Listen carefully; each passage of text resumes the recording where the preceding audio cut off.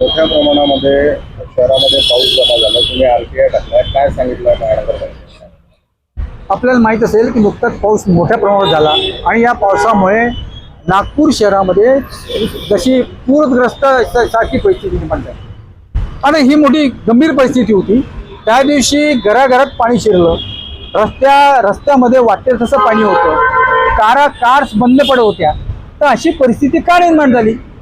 कारण असं आहे की मला याची कल्पना होती की 4-5 वर्ष दरवर्षी हे नदी नाले सगळे स्वच्छ करतात, म्हणून मी त्यांना एक आरटीआय केला आणि त्यांना असं एनएमसीला आरटीआय केला आणि त्यांना असं विचारलं की आपण या नाले सफाईवर नदी सफाईवर किती खर्च केला. तेव्हा त्यांनी थोडक्यात मी त्यांचं उत्तर सांगते.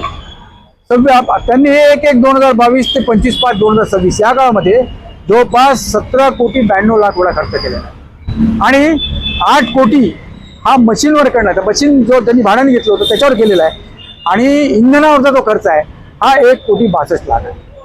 एवढा खर्च केल्यानंतर प्रश्न हाच उभा राहतो की एवढं स्वच्छता अभियान राबवल्यानंतर एवढं पाणी का जमा झालं.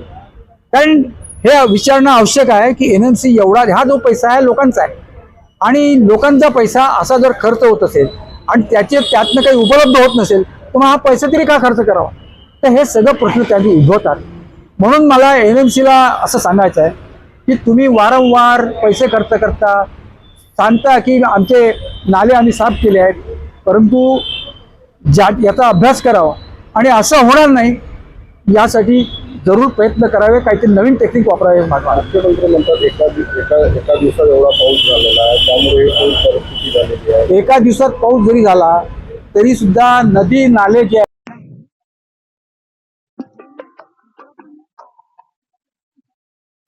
खोल केले असते ते नाले तर तो पाणी निघून गेलं असतं. याशिवाय सिमेंट रस्ते जे केले आहेत ते हाईटवर केलेले आहेत आणि घरं खाली आहेत. तर अशा परिस्थितीमध्ये जे पाणी जे आहे ते खालीच जाणार. याशिवाय जे पाणी मुरायला पाहिजे, या जमीन जी असते त्याचं मुरते, परंतु पश्चिम महाराष्ट्रामध्ये सगळे सिमेंटचे रस्ते केले आणि तिथे मुरायलाच जागा नाही आहे. आपण बघू शकता महालमध्ये हा काही प्रकार आला नाही, त्या ठिकाणी असं काही प्रकार आला नाही. तर थोडक्यात काय की कुठेतरी गडबड आहे यात काही शंका नाही, म्हणून याकडे लक्ष द्यायला पाहिजे असं नाही.